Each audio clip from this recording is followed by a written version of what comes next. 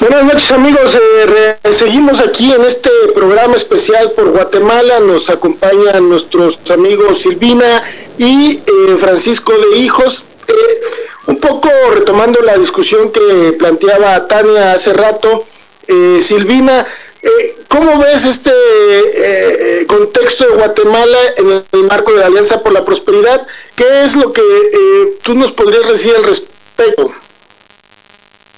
Bueno, creo que así como se pueden ver muchos cambios y muchos cambios positivos, como marcó Francisco, la Alianza para la Prosperidad marca las continuidades de un proyecto neoliberal muy claro en Centroamérica que está destinado a atraer inversión extranjera para transformar esa región, como toda América Latina, en una plataforma de exportación de materias primas y de servicios. En ese sentido, la alianza firmada por los países del Triángulo Norte de Centroamérica, los objetivos son afianzar una economía neoliberal y para eso es necesario modernizar, tal como lo dice el documento, el sistema judicial y el sistema de control de fronteras. Para eso cuentan con el apoyo financiero, económico y asesoría técnica de los Estados Unidos, porque conciben que lo que sucede en Centroamérica, sobre todo el asunto de la migración, es un problema de seguridad nacional. Es decir, se repite ad infinitum una tendencia que viene ya desde el siglo, la segunda mitad del siglo XIX, donde hay esta zona, América Latina y sobre todo Centroamérica y el Caribe, son patrimonio del Estado norteamericano. La Alianza para la Prosperidad lo que promueve y lo que promete es y consolidar las medidas neoliberales que ya se vienen teniendo, digamos. Yo creo que una de las cuestiones que hay que ver aquí es cómo el pueblo guatemalteco va a interferir en esto, cómo puede reclamar su soberanía frente a sus recursos, a sus decisiones y poner un freno a un acuerdo de integración económica. Que yo creo que es un poco lo que estaba comentando Francisco en este sentido.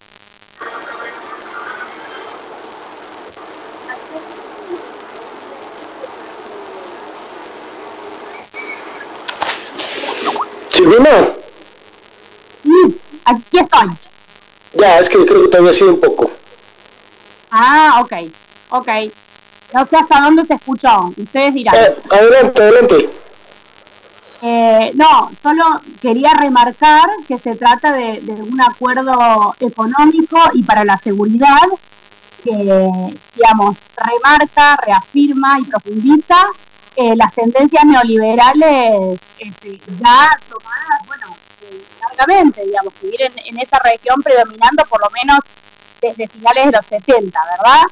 Y en Guatemala desde el derrocamiento del gobierno de Franco Juárez. Ya, Silvina o Francisco, a mí me llamó mucho la atención, quiero hacer esta pregunta como un poco, porque también se conecta con México. Me llamó mucho la atención que Otto Pérez Molina, en parte del inicio de su juicio, declara que no cayó sucumbido ante los sobornos del Chapo Guzmán, y me llevó a pensar en varias cosas. No sé qué es lo que los puso a pensar a ustedes esas declaraciones, pero a mí me llevan a pensar que significa que hay gobiernos que han sucumbido por el dinero del Chapo, 1, 2, y que no sé si fue un mensaje a la clase política guatemalteca, inclusive a la clase política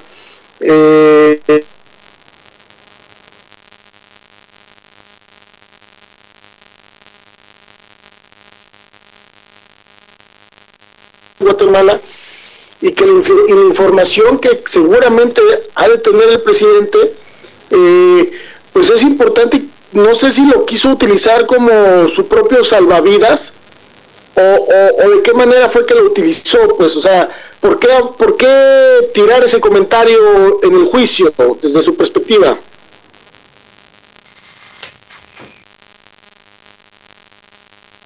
Adelante, Francisco. Bueno, yo me imaginé que algo así podría ser que preguntara. Yo la verdad, bueno, no estoy en Guatemala y no tengo mucha información, solo sé un poco a grandes rasgos este tema, ¿no? Pero evidentemente muchos, por ejemplo, no voy a hablar de Otto Pérez Molina, pero voy a hablar, por ejemplo, en la actualidad del candidato que posiblemente podría ser el futuro presidente de Guatemala. Ahorita tiene un vínculo él con Byron Lima Oliva, que fue el acusado del asesinato de Monseñor Girardi cuando entregó el informe de la recuperación de la memoria histórica que la Iglesia llevó a cabo. Este tipo está en la cárcel y durante este gobierno también la CICIG, junto al Ministerio Público, evidenció un cuerpo que dentro de las cárceles operaba y le cobraba dinero al narcotráfico para tener privilegios dentro de las cárceles, entrada de mujeres para la trata, entrada de drogas.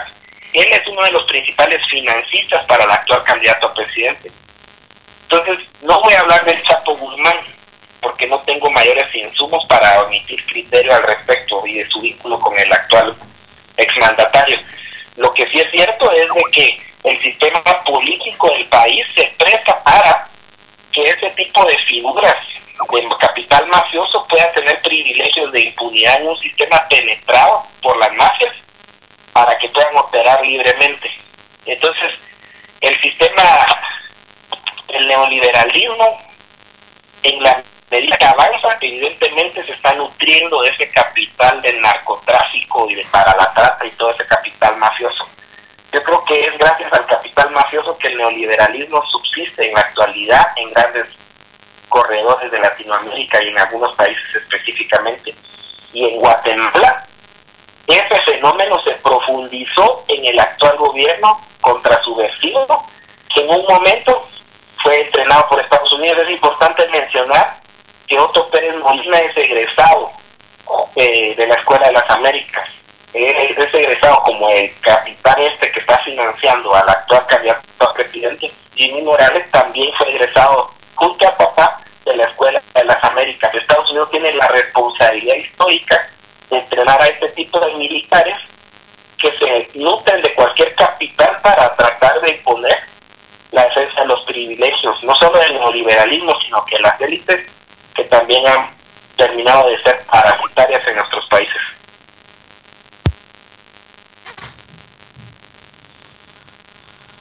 Sí, hola. Adelante, Sil. Sí, a mí me gustaría también, digamos, reforzar lo que agregando que, digamos, el comandante del Comando Sur resaltó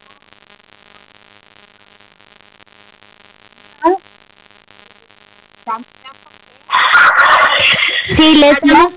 Te perdimos. Okay. Bueno, entonces lo dejamos ahí, no hay problema. A ver, César, adelante. No, pues, no sé, Tania, inclusive aquí lo hemos discutido, mira, quisiera le preguntaría un poco a Francisco, en este momento actual, en donde el movimiento, me queda claro que el movimiento social logró impedir la llegada de Valdizón a la presidencia, pero quizás eso es una situación en negativo. No sé hasta dónde existe el tiempo suficiente como para poder, o sea, avanzar en una constituyente. No me imagino avanzar en una constituyente sin tomar el poder del Estado, y en ese sentido, ¿cuál sería la figura actual en Guatemala que podría fungir de esa manera. Llevo el caso, por ejemplo, de lo que sucedió en Venezuela. La constituyente no pudo haber sucedido sin la figura de Chávez, pues. Estoy de acuerdo en que la historia lo hacen los pueblos, pero no sé si existe un movimiento social, ya nos hablabas, Francisco, de uno, pero que tenga la capacidad como para organizar una sociedad crítica que pudiera desplazar este proceso tan decadente, digamos, que existe de corrupción en nuestro país hermano Guatemala.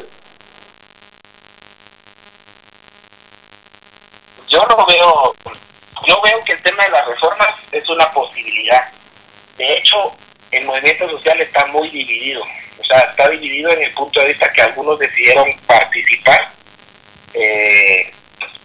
Una fuerza bastante curiosa, o podría decirle, o como bien, que nació también casi sin tener mayor referencia, fue la Convergencia Revolucionaria, no recuerdo su nombre, pero que participó como fuerza política ahorita en las elecciones. Sus candidatos fueron personas que están trabajando en el tema de la defensa del territorio, en el tema contra la minería, y como te estoy en esto, no estoy en Guatemala, y sé que lo conquistaron algunos poderes locales, ¿no? Desde esa lógica hay varios puntos de vista del movimiento social, unos que dicen de apostarle a la participación política partidista y otros que decimos que no es la vía de la transformación. Sin embargo, algo que me gustó mucho, que ha surgido en la actualidad en las discusiones que se está llevando a cabo, es de que uno de los errores históricos del movimiento revolucionario guatemalteco fue tratar de homogeneizar la lucha, de cuál era la vía, ¿no? Y la posibilidad de que hoy coincidan diversos movimientos y respetando las luchas de cada quien, para mí era una posibilidad. Evidentemente, como te decía, creo yo que no es una cuestión, incluso Estados Unidos se ha manifestado a favor de las reformas, incluso la clase con el poder económico se ha manifestado a favor de las reformas. ¿Qué quiere decir eso? Que si no nos preparamos con movimiento social con nuestras debilidades, nos van a comer el mandado, evidentemente, ¿no? Pero creo que como la actual coyuntura ha abierto la posibilidad de encontrarse muchas disidencias que se generaron después de la firma de la paz, y eso de alguna forma también abre posibilidades, ¿no? Como en muchos países, como en Honduras también, que hay diferentes formas, porque hay quienes están diciendo de que la derecha está apoderando del movimiento, de la dirección del movimiento, que están contra la corrupción de igual forma. Creo que no estamos ahorita como para decir cuál es la vía o cuál no es la vía. Hay que como prepararnos para diferentes escenarios. Nosotros mismos, como organización, estamos a la espera de tener un posicionamiento a partir de estos días del pronunciamiento de la élite económica que se aglutina en el CACIF, en la Cámara de Industria, para tener una contrapostura frente a lo que ellos van a decir, ¿no? Entonces el escenario está muy cambiante en el país. Algo que me parece muy importante es de que pese a que hubieron elecciones en estos días siguieron las movilizaciones para pedir reformas, y creo que esa es una posibilidad, la posibilidad que se abrió de movilizarnos en lo urbano, porque en lo rural ya existía.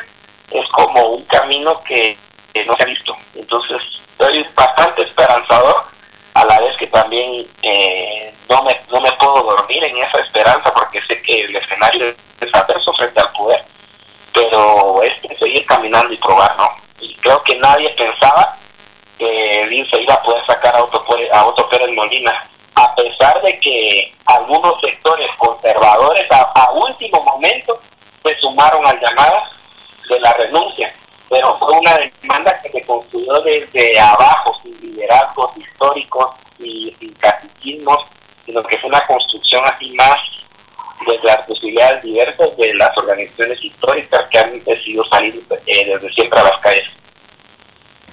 Muy bien, Francisco. Bueno, pues Muchísimas gracias por estar con nosotros el día de hoy, Francisco. Es un placer escucharte, que nos des un poco de luz sobre lo que está sucediendo en Guatemala. Es difícil encontrar información pues fidedigna o un poco más realista en torno a lo que sucede en ese pequeño país.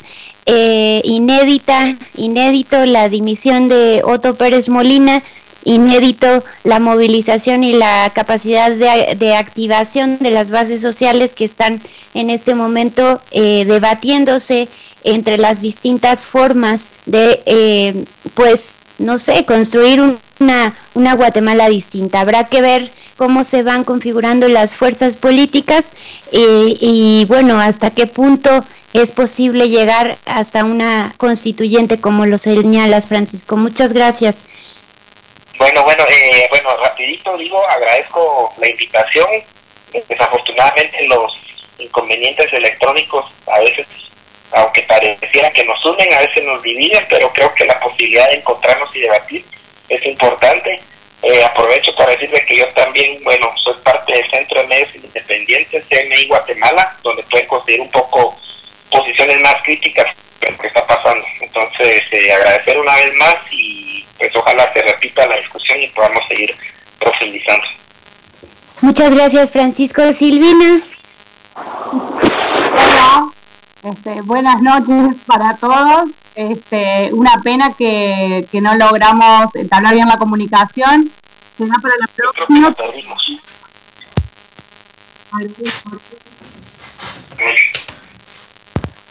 Dame un segundo, Francisco. Bueno. César, adelante. Pues muchas gracias a nuestros invitados y ojalá, Francisco, nos puedas dejar pues la página o cómo contactar estas posiciones pues más críticas respecto a Guatemala. Creo que nuestros amigos que nos están escuchando, pues será bastante importante tener eso a la mano. Y bueno, lamentablemente hoy fueron las comunicaciones, pero no fueron las ganas de discutir y debatir un tema crítico como representa el día de hoy nuestra hermana patria Guatemala. Pues agradezco a todos en Alameda 67 el día de hoy. Muchísimas gracias, Tania. Bueno, pues muchísimas gracias a todos por acompañarnos. Vamos con el último tema musical y pues seguimos pendientes de lo que pueda suceder en Guatemala. Un abrazo y nos vemos en el próximo programa aquí en Alameda 67. Gracias.